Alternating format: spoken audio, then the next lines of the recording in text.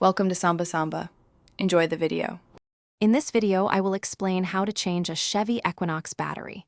First, gather your essential tools: a 10mm wrench, a battery terminal cleaner, and of course, your new battery. Before you begin, make sure your vehicle is completely off and the parking brake is firmly engaged for safety. You'll find the battery conveniently located under the hood, typically on the passenger side of the engine compartment. Now, let's disconnect the old battery. Always start by loosening and removing the negative terminal cable first with your 10mm wrench. This prevents accidental short circuits. Next, carefully disconnect the positive terminal. Be very cautious not to let the wrench touch any metal parts of the car while working with the positive terminal.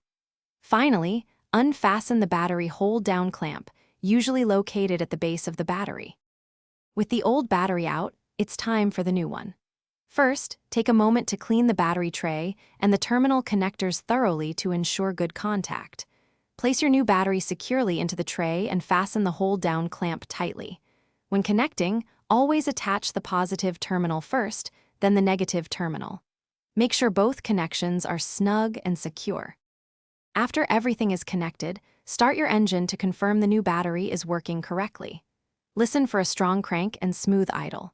Also, check your dashboard for any warning lights that might indicate an issue. If everything looks good, you're all set. Remember to check the description for a link to a fantastic book that can truly change how you think about money, as well as other helpful deals. This simple maintenance can save you time and money. Thanks for watching. Consider subscribing if we helped you.